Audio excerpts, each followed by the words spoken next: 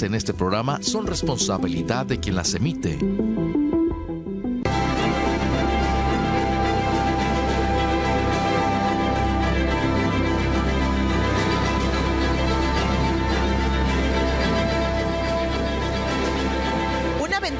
Cultura, personajes y autores, libros y obras, danza, música, teatro, cine, la historia y el presente, un debate plural de la creación artística. Rostros de la Cultura con Pedro Cho. Muy buenos días, es un gusto saludarlos en una emisión más de Rostros de la Cultura a través de la 45.2 Expresión Ciudadana de PSN en el programa correspondiente al 28 de octubre de 2023. Esta mañana nos acompaña vía remota en el estudio de Rostros de la Cultura el escritor Juan Villoro. Juan, es un gusto saludarte, que nos acompañes en Rostros de la Cultura esta mañana. Pedro, qué gusto estar contigo, es todo un placer. Juan, es un gustazo verte, mano, aunque sea por esta vía.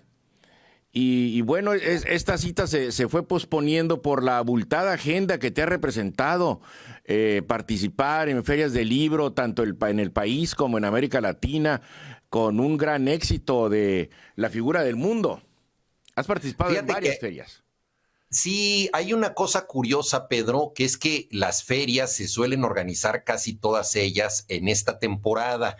El escritor italiano Italo Calvino, que estamos celebrando ahora su centenario, decía que las ferias de libros se programan en otoño en imitación de la naturaleza, porque en otoño es cuando los árboles pierden sus hojas y las cambian. Entonces también la industria editorial cambia de hojas en otoño. Bueno, esa es una explicación un poco esotérica, pero lo cierto es que se juntan todas las ferias en nuestro país. Hay unas 4 o 5 encabalgadas y como yo tengo este libro, La Figura del Mundo, que es novedad editorial, pues he ido no a todas porque no se puede, pero sí a varias de ellas, con mucha satisfacción, porque me encanta que en nuestro país haya ferias de mucho éxito.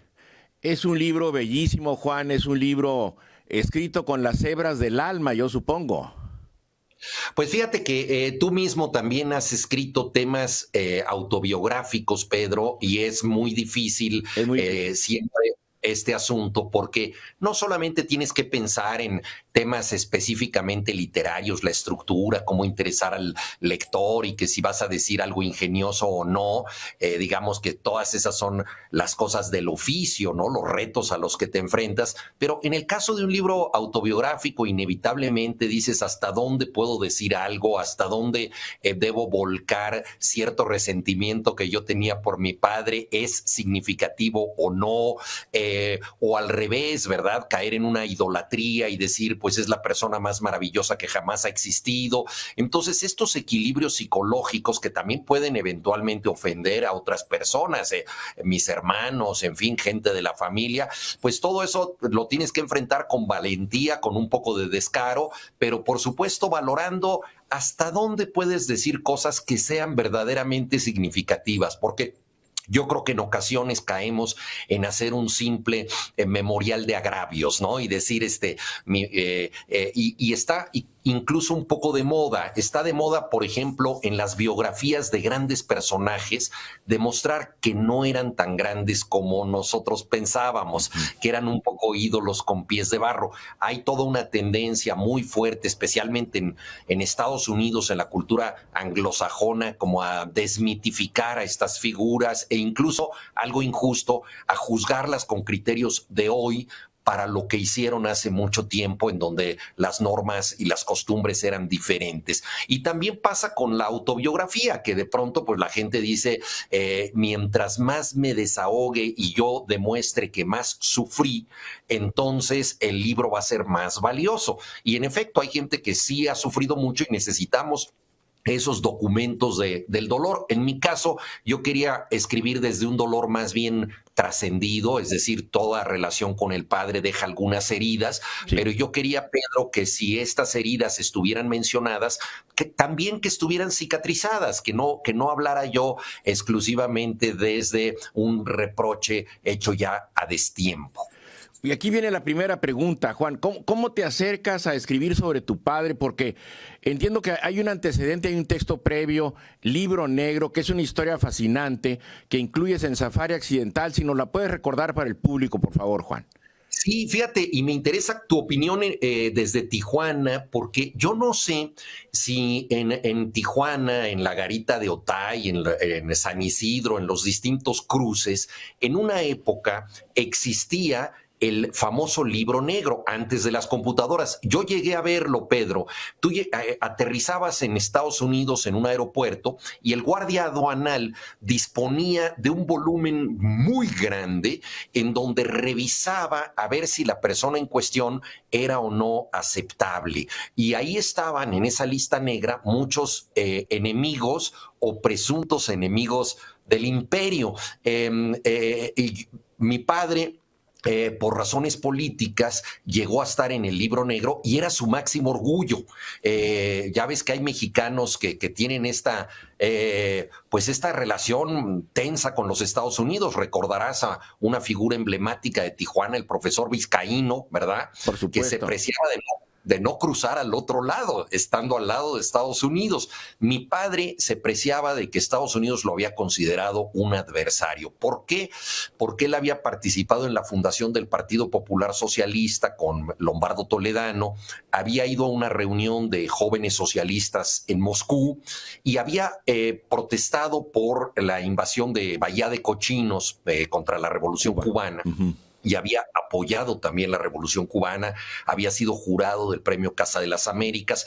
Todo esto lo convertía en un agente progresista, de izquierda, etcétera, pero en aquella época que todavía estaba muy latente la Guerra Fría, se consideraba que era una agente peligrosa, ¿no? Y entonces yo la primera crónica que escribo de mi padre, que no está en este libro, sino en otro, se llama precisamente El Libro Negro, porque traté de vincular un acontecimiento político y social con vida personal. O sea, al escribir de mi padre desde ese momento, yo no quería escribir exclusivamente de mi biografía íntima con él, sino que quería, por el contrario, tratar de justificar sus decisiones públicas, lo que él hizo como filósofo, como activista social, a partir de ciertas circunstancias privadas. O sea, cómo se combinaba esta persona que de pronto tomaba decisiones que podían dar lugar a un artículo en el periódico, participar en un movimiento como el movimiento estudiantil del 68 o posteriormente apoyar a los zapatistas, todas estas decisiones públicas,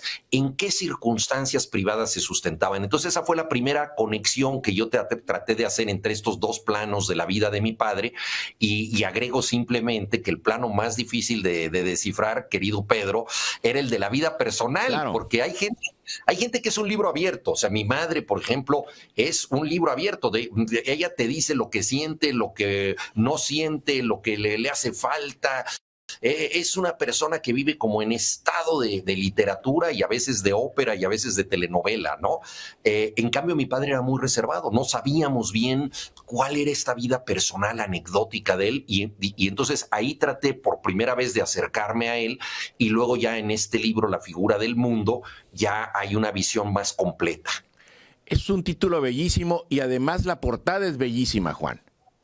Tienes razón, qué bueno que lo mencionas. Fíjate que la diseñadora es una diseñadora bastante joven, Amanda Mijangos. Uh-huh. Ella había hecho ya una portada de un libro póstumo de mi padre que se llama La identidad múltiple, que publicó el Colegio Nacional, y ahí hizo una portada que me encantó porque siendo un tema tan abstracto, el de la identidad múltiple, logró hacer una especie de códice muy interesante, pictográfico, de las distintas cosas que podía significar ese título. Dije, es una persona que entiende perfectamente el contenido de un libro y crea una imagen muy apropiada para explicarlo. Y en efecto, aquí también, en vez de poner a un hijo bajo la sombra del padre, que sabemos nosotros que hay incluso este dicho, ¿no?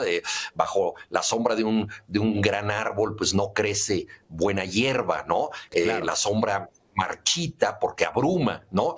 Y entonces en vez de poner a un niño bajo la sombra del padre, al revés, puso el padre lejano, la sombra se extiende en el piso y el hijo está iluminando la vida del padre, que es un poco lo que yo traté de hacer con el libro, es decir, claro, entender a mi padre, darle una luminosidad narrativa a una vida muy interesante, pero que también fue muy discreta en muchas áreas. Sí, y que es el hijo quien le da ese color, que el color es vida, ¿no? Al padre, finalmente, ¿no? Efectivamente, yo creo, Pedro, que tenemos nosotros que inventarnos un poco a los padres, todos los creamos imaginariamente.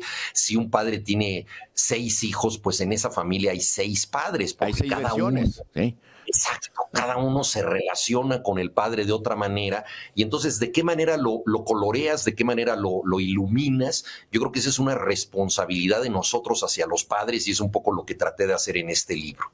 Voy a empezar leyendo un párrafo que está, tu texto está lleno de párrafos excepcionales, con una gran calidad literaria, Juan, lo hemos comentado, pero estas anécdotas, estas ideas, estas experiencias que tú has vivido con tu padre y estos recuerdos que tienes, están escritos magistralmente. Mis compañeros de clase tenían padres comprensibles. Uno era piloto aviador, otro vendía alfombras en un conocido almacén, otro más trabajaba en una fábrica de pinturas de aceite. Cuando llegaba mi turno de definir la profesión paterna, repetía como quien recita una sura del Corán: mi papá estudia el sentido de la vida. Y aquí va la doble pregunta. Platícale al público quién fue Luis Villoro Toranzo. Mi padre era filósofo, a él no le gustaba que lo presentáramos como tal porque le parecía muy pretencioso, ¿no? Él sentía que los filósofos pues eran Platón o Kant o Schopenhauer, ¿no? Y entonces él más modestamente decía: soy profesor de filosofía.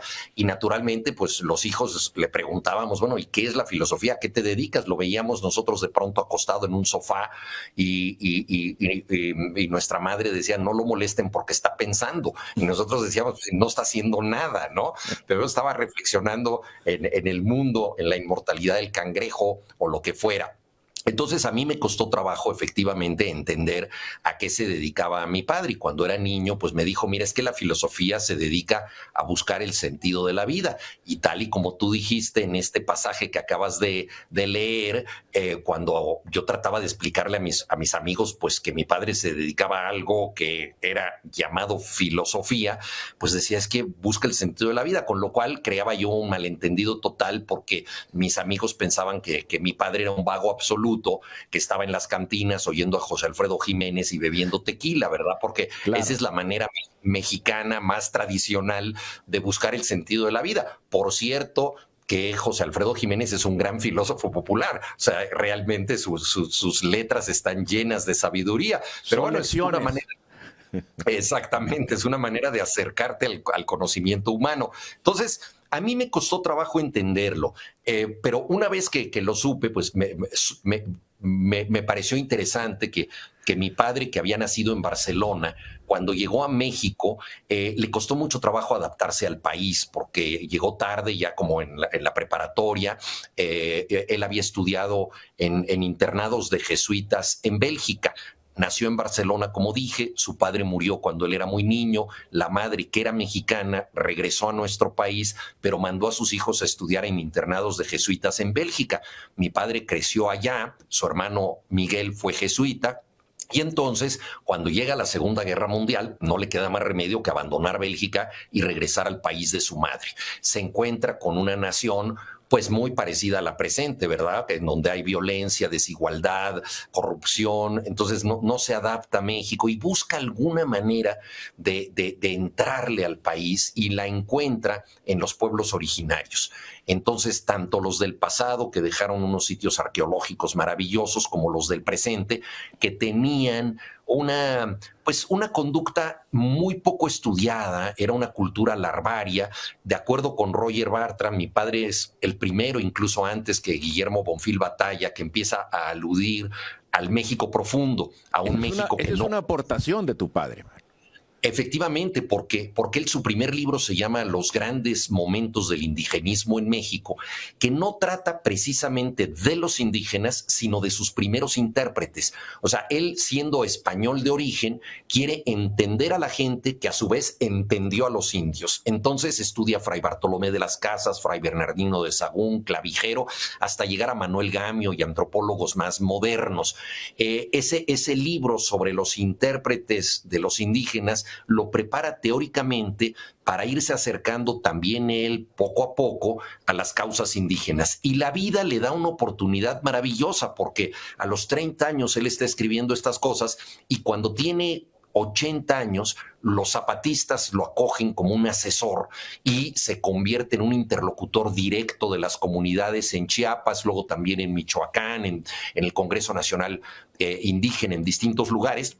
Entonces, él que empieza teóricamente estudiando a los indígenas, los pueblos originarios, termina en la práctica también con ellos, ¿no? Entonces, este arco de los años me parece muy fecundo y naturalmente yo traté en el libro de irlo explicando también a partir de circunstancias personales de su vida que no todo mundo conoce y ver cómo se va configurando una postura ante el mundo. El libro trata de él, pero también a través de él me parece, Pedro, que toca temas que son fundamentales, por ejemplo, el de la identidad. ¿De dónde somos nosotros?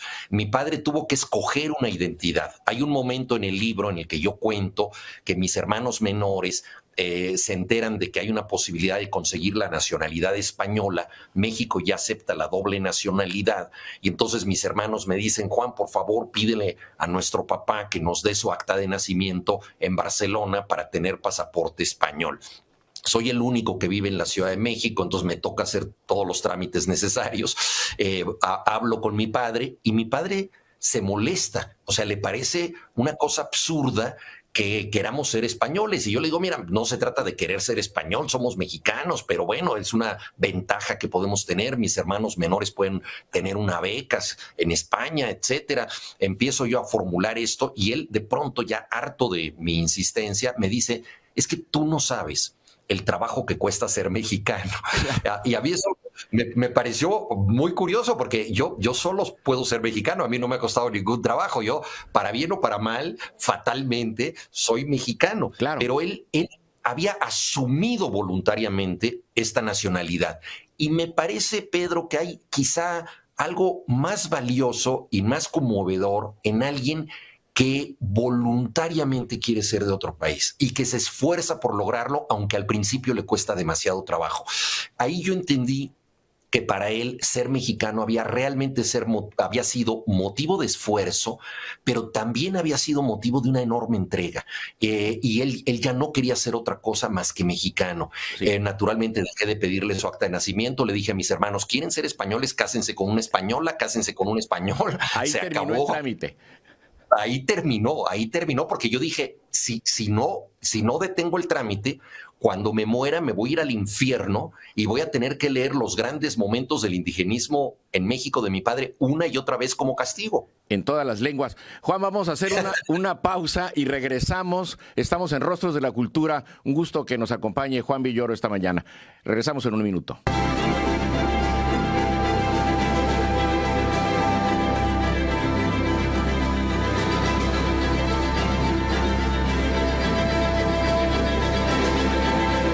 A la cultura, personajes y autores, libros y obras, danza, música, teatro, cine, la historia y el presente, un debate plural de la creación artística. Rostros de la Cultura con Pedro Cho. Danza, música, teatro, cine, la historia y el presente, un debate plural de la creación artística. Rostros de la Cultura con Pedro Cho. Regresamos a Rostros de la Cultura. Estoy conversando con el maestro Juan Villoro. Juan, aquí estamos de regreso. Oye, Juan, qué importante era la Universidad Nacional Autónoma de México, los grandes maestros que tenía, Ricardo Guerra, Víctor Flores Olea, Mario de la Cueva, Luis Villoro. Eran, digamos, los humanistas puntales, puedo estar omitiendo alguno. Y luego, cerca de tu padre, ¿cómo vives el 68, Juan? Sí, bueno, la universidad, para empezar con ese tema, era obviamente la sede de toda la vida de mi padre. A él le preocupaba mucho que yo no fuera universitario, o sea, que yo cuando empecé a escribir hubiera iniciado una trayectoria que a él le parecía muy insegura, pues publicando en distintos lugares y asumiendo distintos trabajos, porque para él la universidad era el sitio donde se podía ejercer el pensamiento con regularidad y además donde te daba una seguridad también de vida, ¿no? Eso para él fue muy, muy importante. Y él fue discípulo en la universidad de José Gaos, que fue uno de los grandes filósofos españoles que vinieron con el exilio. Entonces, el exilio fue muy importante para la formación de mi padre, porque llegaron espléndidos maestros, tuvo esa suerte. Y José Gaos, cuando estaba ya seguro de que tenía algunos alumnos dilectos, ¿no? Decidió hacer un seminario y para despedirse un poco de ellos. Y ese seminario tenía que ver con el tema de la filosofía y la vida. Y les hizo una pregunta a sus mejores alumnos. Algunos de ellos ya los mencionaste tú, Ricardo Guerra, Alejandro Rossi, Jorge Portilla, etcétera. Y les preguntó: ¿el filósofo debe pensar como vive y vivir como piensa, o se trata de cosas distintas? ¿Se trata exclusivamente la filosofía de una profesión, de una técnica, y cada quien puede llevar una vida que no necesariamente dependa de las ideas, ¿no? Y en ese momento sus alumnos favoritos, todos ellos, incluido mi padre, responden: la verdad es que la filosofía es una profesión como cualquier otra y no nos compromete a llevar una forma de vida determinada, ¿no? No somos sacerdotes que tengamos, digamos, un sacramento y que debamos comportarnos conforme a nuestro sistema de creencias en todos los momentos de la vida. Eso dicen de jóvenes. Y mi padre se pasa el resto de su vida corrigiendo esto que dijo y tratando de entender que la filosofía sí es una forma de vida, que sí te compromete a tener una actitud recta, moral, en distintos órdenes, ¿no? Y entonces él trata de abrazar causas que justifiquen sus ideas, ¿no? Y una de ellas es precisamente el movimiento del 68. Él forma parte de la coalición de maestros en esa época, es orador sustituto en varios mítines de Berto Castillo. Nada más y nada menos, sí. No, pues una figura importantísima de la izquierda mexicana. Cuando detienen a Heberto y a otras personas y se los llevan a la cárcel de Lecumberri, mi padre está en una lista negra y lo amenazan. Varios amigos le dicen: estás en la lista negra, vete del país o escóndete porque también te van a agarrar a ti. Pero ese es el momento en que empiezan las Olimpiadas. Como recordarás, un par de semanas después de la matanza de Tlatelolco, empiezan las Olimpiadas. Incluso el presidente Díaz Ordaz esgrime como pretexto para la represión que los comunistas quieren impedir que se celebren las Olimpiadas, y dice una sarta de mentiras al respecto. Pero bueno, esto justifica teóricamente que haya mano dura contra el movimiento, y mi padre se queda en México y se hace presente en muchos lugares de las Olimpiadas, porque habíamos comprado boletos para ir a eso. Yo tenía 12 años, ¿no? Sí. Y en ese momento mi padre me había prometido: pues te voy a llevar a las Olimpiadas, y se quedó conmigo, lo cual a la distancia entiendo de otro modo. En ese entonces yo lo único que quería era ver las competencias. Quería ver al Tibio Muñoz ganando una medalla, o al Sargento Pedraza.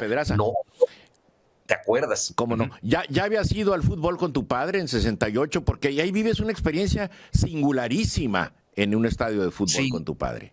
Sí, fíjate que yo empecé a ir al estadio como en el 64, cuando tenía 6 años por ahí, ¿no? 6, 7 años. Y bueno, mi padre se dio cuenta que a mí me gustaba mucho el deporte y especialmente el fútbol, y cuando se divorció de mi madre, siendo yo bastante niño, a los 9 años, entonces él se tenía que hacer cargo de nosotros los domingos, y pues el fútbol se convirtió en nuestro principal sitio de encuentro. Entonces yo el lugar donde más veces vi a mi padre a lo largo de mi infancia y en mi primera adolescencia fue un estadio de fútbol. No es casual que este deporte me guste tanto. Es digamos, hay un vínculo emocional, filial muy fuerte, que yo creo que esto muchísimas personas lo pueden entender, porque mucha gente entra al fútbol por su tío, por su padre, por su abuelo, se convierte en una cosa heredada. Sí, claro. Y hay la relación de tu padre cuando entraba el equipo contrincante a la cancha y se molestaba con el resto de la porra que no los querían recibir, y él veía la unidad y lucha de contrarios en la cancha. Efectivamente, qué bueno que lo mencionas, Pedro, porque mi papá no dejaba de ser filósofo y entonces cuando entraban los adversarios, pues había abucheos y eso que el público de aquel entonces era infinitamente más educado que el de ahora. Ahora yo no sé qué habría pensado él, pero el caso es que la gente gritaba "bú, bú", ¿no? Y entonces mi padre se levantaba en la tribuna y les decía, pero ¿cómo pueden abuchear a estas personas? Son nuestros invitados, no son nuestros enemigos. ¿Qué haríamos sin ellos? ¿Qué sería de la dialéctica del juego sin los oponentes? Para ser mejores necesitamos al otro, denles la bienvenida. Y entonces la gente aplaudía simplemente para que mi padre se callara, porque les parecía un perturbado en las tribunas que estaba diciendo cosas locas, ¿verdad? Pero él ejercía, digamos, una especie de filosofía de graderío en ese momento. Mi padre la única vez que me tomó la mano fue en un estadio, dices. Sí, bueno, es que sí, porque él no era una persona muy afectiva, ¿no? Él creció solo en un internado de jesuitas. Mi primo Ernesto dice que a nuestros parientes, a su madre, a mi padre, nadie los enseñó a querer, o sea, no tuvieron una familia. Pasaron por 2 guerras, que perdieron España con la Guerra Civil y luego perdieron Bélgica con la Segunda Guerra Mundial, donde estaban estudiando. Entonces, había en mi padre una gran dificultad para expresar afecto, para expresar emociones, ¿no? Era una persona, a mí me dio un solo beso en toda la vida, cuando cumplí 21 años, que era la antigua mayoría de edad. Así es. Y me regaló el reloj de su padre, o sea, fue como una cuestión que a él le parecía como de linaje, ¿verdad? Que pasaba de generación en generación, uno de esos relojes que no sirven para nada más que para dárselo a la siguiente generación, ¿verdad? Pero simbólicamente es una medida del tiempo el reloj, ¿no? No, totalmente, sí, es la medida del tiempo, la mayoría de edad, claro. El padre que él no tuvo porque su padre murió cuando él tenía 9 años, entonces ese padre que él hubiera querido tener, entonces él tratando de convertirse en otro tipo de padre, en fin, sí hay mucho de simbología, ¿no? En ese gesto, y yo lo cuento también ahí en el libro. Y claro, a la distancia tampoco te puedes quejar demasiado de cómo son tus padres, cada quien hace un poco el esfuerzo que puede, y yo más bien lo que traté, imitando su profesión, fue pues entenderlo, tratar de comprenderlo. Claro. El libro La figura del mundo me parece que es un acto de comprensión y por ahí en alguna página digo qué mejor homenaje para un filósofo que pensar que entender es una forma de querer. Claro, vamos a hacer una pausa. Juan, al regresar te voy a preguntar la experiencia de tu padre en la taquería. Regresamos después de un minuto.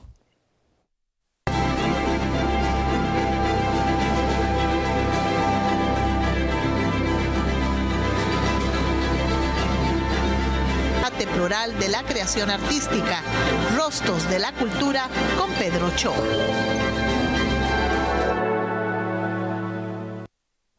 Regresamos a Rostros de la Cultura. Sigo conversando con el maestro Juan Villoro y cuentas una experiencia singularísima de tu padre y de Berto Castillo decidiendo el futuro de una taquería que me parece una anécdota extraordinaria. Sí, fíjate que mi padre fue fundador de varios partidos políticos, uno de ellos el Partido Mexicano de los Trabajadores, cuyos líderes principales eran el ingeniero Eberto Castillo y Demetrio Vallejo, que había sido el gran líder ferrocarrilero. Fue un partido de izquierda con una orientación nacionalista, pero que trató de romper con los viejos dogmas de la izquierda marxista-leninista y de crear una vía democrática, autocrítica, moderna, a una transformación socialdemócrata del país. Digo, tal y como lo he contado, suena tan positivo este partido que obviamente no llegó a gobernar nunca y fue más una ilusión romántica que una realidad. De hecho, el PMT se disolvió para fundirse con las demás izquierdas, ¿no? Entonces su gesto más noble fue desaparecer. Pues bien, cuando el partido se funda, mi padre milita ahí, yo también, pero claro, yo como militante de base exclusivamente, mi padre es una figura importante para el partido, y él decide apoyar económicamente la lucha revolucionaria, y hablando con Eberto, llegan a la conclusión de que no hay economía más eficaz en México que la de los tacos, porque pues los mexicanos, hagamos lo que hagamos, acabamos comiendo tacos. Entonces dicen, si tenemos una taquería que dé dinero, pues vamos a tener siempre recursos para el partido. Y entonces ahí sucedió una cosa muy curiosa que define mucho a estos dos personajes. Te decía yo al principio de esta charla, Pedro, que yo había tratado en el libro de vincular situaciones públicas, sociales, con las causas privadas que las sustentaban. Y esta lo es una logras de ellas. lo logras magistralmente. Pues muchas gracias. Porque creas un ambiente en torno a la época, te lo decía yo en una llamada telefónica previa, los gustos, la Ciudad de México, cómo va cambiando, los programas de televisión, las noticias del momento, y un poco la reacción de tu padre y tuya en esas circunstancias. Sí, uno de los elementos importantes justamente era ver que la lucha social pues tiene también causas privadas, como esta taquería que se quiso hacer en favor, ¿verdad?, del PMT, pero ahí vino un predicamento porque Eberto conocía unos taqueros, amigos de él conocía gente de las más distintas zonas del país, y estos taqueros prepararon, yo recuerdo porque estuve ahí presente, un primer menú para que degustáramos sus tacos, y mi padre, que era muy reservado, se quedó en silencio, así como un filósofo ante un texto en griego clásico, pensando qué es lo que estaba viendo, y de pronto dijo, estos tacos me parecen demasiado heterodoxos, porque eran tacos de guisado, o sea, no eran los clásicos tacos al carbón, al pastor, de queso fundido, los que se piden más frecuentemente, sino que eran tacos de tinga, tacos de rajas, de papas con chorizo, otro tipo de cosas. Entonces mi papá dijo, yo no creo que los tacos heterodoxos puedan gustarle al pueblo mexicano. Y entonces Berto le contestó, dice, pero ¿cómo quieres cambiar el país con el apetito de siempre? El hombre nuevo debe tener un menú totalmente diferente. La Aurora del mañana no puede comer lo mismo que el presente. Entonces empezó una discusión de qué era lo revolucionario en los tacos. Y Eberto, que era muy heterodoxo, pensaba que los tacos revolucionarios tenían que apartarse del menú convencional, mientras que mi padre, que era más ortodoxo, defendía los tacos tradicionales. Y curiosamente esto reflejaba las personalidades de ambos. Claro. Mi papá mucho más terco y también mucho más convencional que Eberto, que era inventor de cosas locas, porque realmente tenía una capacidad extraordinaria, muy creativo en muchas áreas, ¿no? Entonces, ahí se dio esta discusión, acabaron peleándose incluso, y hay cartas que ellos intercambiaron en donde hablaban de los tacos, que si eran ortodoxos, que si... Mi papá decía, no, porque llegó un momento en que Berto le dijo, es que tú quieres tacos conservadores, tú quieres tacos reaccionarios, y mi padre dijo, no, yo quiero tacos clásicos, o sea, lo clásico no es lo mismo que lo conservador. Total que se pelearon por los tacos, discutieron mucho, mi papá acabó retirándole el apoyo y alquiló después la taquería a un negocio que todavía existe en la Ciudad de México, que es muy exitoso y que prospera vendiendo tacos clásicos o reaccionarios de al carbón y al pastor, en fin, las cosas que consume la gente con más frecuencia. Y por cierto que la primera corona fúnebre que llegó cuando mi padre había muerto fue justamente de esta taquería. Entonces ahí hay todo un episodio que se llama La Taquería Revolucionaria, que cuenta estas aventuras. Ese hecho es muy bello, ¿no? Que la primera corona que llega a la funeraria es la de esta taquería. Qué manera de agradecerle, sí. Sí, todo mundo además, porque también estos taqueros simpatizaban con mi padre, simpatizaban con esa causa, pero ellos sí sabían vender tacos, eran profesionales y hasta la fecha pues tienen mucho éxito y claro, muchos de los presentes se sorprendieron de que mi padre tuviera una relación con una taquería, pero además era una relación política. Ajá. Bueno, es un acontecimiento además que pinta a los dos personajes, como dices, muy claramente, ¿no? Claro, porque yo lo que quería es esto, como ver a la gente tras bambalinas, ¿no? ¿Qué es lo que puede hacer un escritor?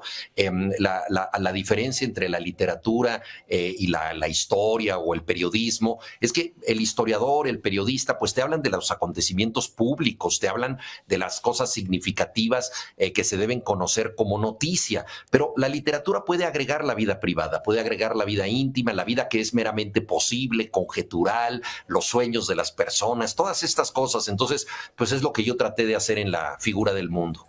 ¿Cómo se fue vinculando tu padre al movimiento zapatista, Juan? ¿Cómo simpatizó de una manera muy temprana, no? Supo leer los tiempos él. Mira, temprana, pero hay que decir algo que me parece importante. Cuando empieza el levantamiento hace casi 30 años, el 1 de enero de 1994, él tiene mucha desconfianza porque él había repudiado los movimientos armados de la izquierda. No le entusiasmaron las revoluciones en Centroamérica, aunque eran revoluciones, digamos, anticoloniales. Decía, tenemos que buscar vías democráticas para la izquierda. Le había entusiasmado muchísimo, por supuesto, Salvador Allende y la posibilidad de llegar a una transformación política por vía pacífica y democrática. Entonces, cuando empieza el zapatismo, tienen todavía una retórica guevarista, ¿no? Y el propio nombre de Ejército Zapatista de Liberación Nacional recuerda las guerrillas de Centroamérica. Entonces, él ahí tiene desconfianza. En agosto de ese año, del 94, yo asistí a la Convención de Aguascalientes, que se llamó así en memoria de los ejércitos populares que se reunieron en 1914 en la ciudad de Aguascalientes, nada más que este Aguascalientes, con el gusto de los zapatistas por los símbolos, se encontraba en medio de la selva Tojolabal. Ahí fuimos. Y mi padre tenía desconfianza en ese momento porque decía, es un grupo armado, pero ya a partir de la Convención de Aguascalientes y desde antes incluso en varios comunicados, los zapatistas se habían transformado en un movimiento social, no en un movimiento que quería seguir conquistando posiciones por vía armada. El propio Gabriel Said había dicho, es la primera guerrilla posmoderna, porque no actúa, sino que simplemente se representa simbólicamente como una guerrilla. Y eso era una explicación muy interesante. Entonces, a fines de ese año, ya mi padre se empieza a interesar más en este movimiento convertido en un movimiento social fuerte. Se acerca a los principales líderes, el comandante David, el comandante Moisés, por supuesto el subcomandante Marcos, que el subcomandante Marcos tiene una formación muy parecida a la de mi padre, los jesuitas, la UNAM, etcétera, y nosotros acabamos diciéndole a mi padre pues que en realidad no tiene 4 hijos, sino 5, y que su favorito, por supuesto, es Marcos, ¿no?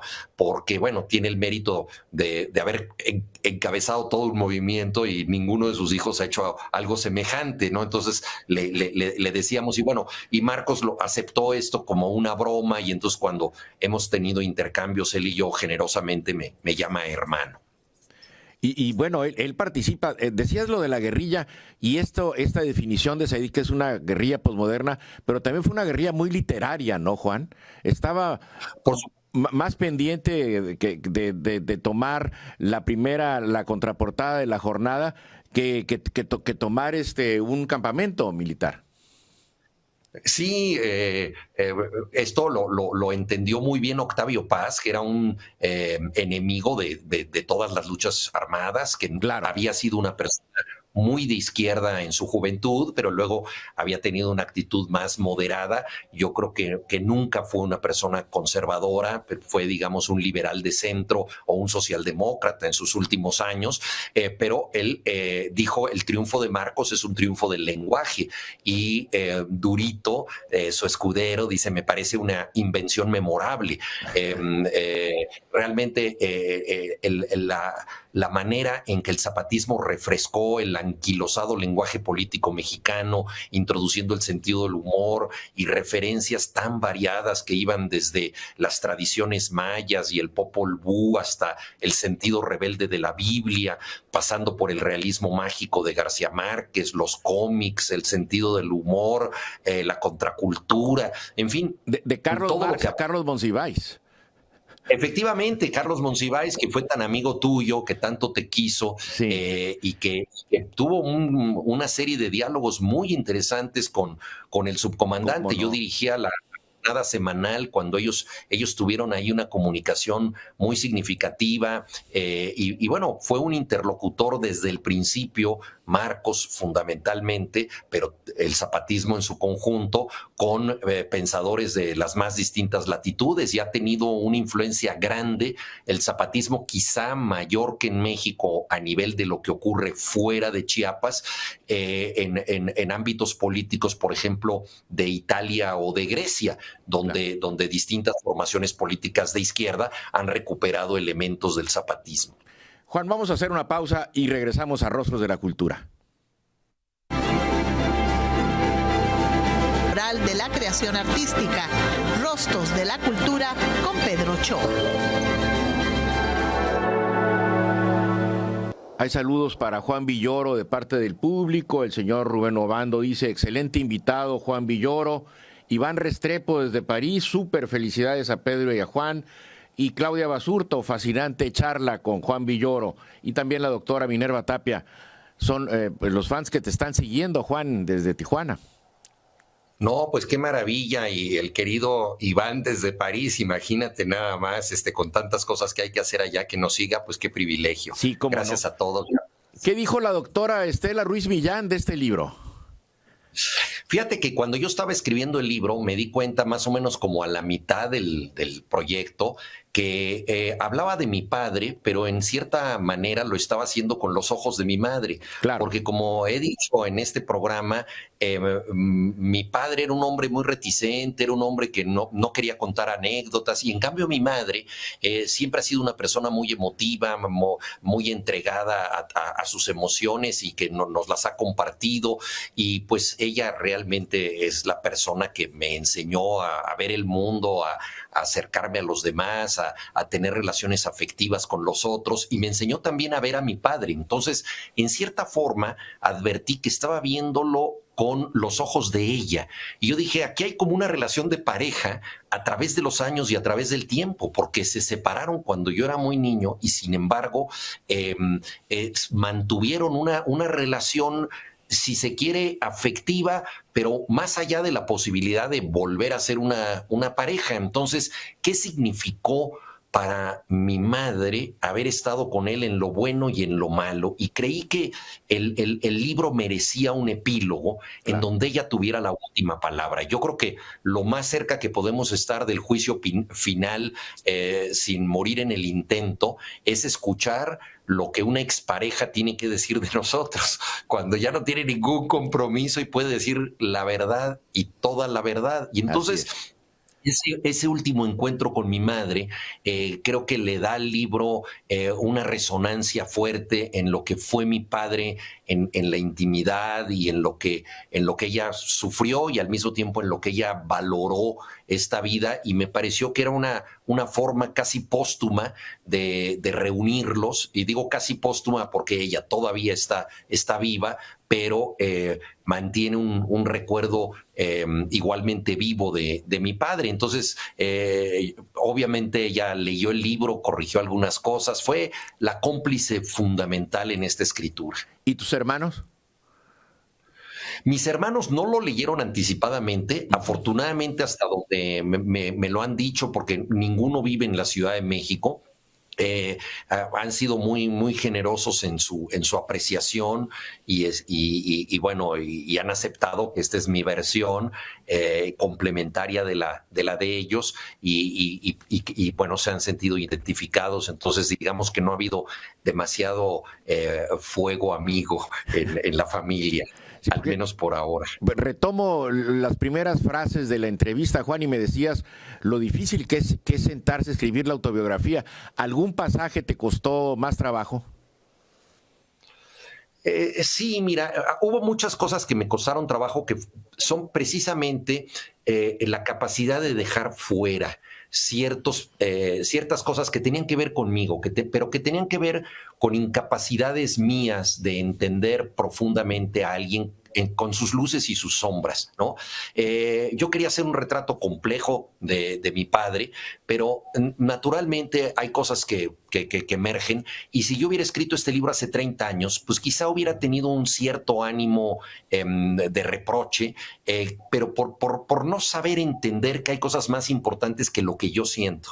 Y eso es muy importante para un testigo de los hechos, poderte suprimir un poco y decir, yo no soy lo importante, yo no soy la noticia, lo importante es otra vida. Juan, muchísimas gracias. Hemos llegado al final de nuestro programa. Te agradecemos enormemente que hayas estado con nosotros esta mañana en Rostros de la Cultura, y el público que nos sigue preguntando, lean, por favor, háganse el favor de leer La figura del mundo, que esté en las librerías más importantes de Tijuana. Juan, muchísimas gracias.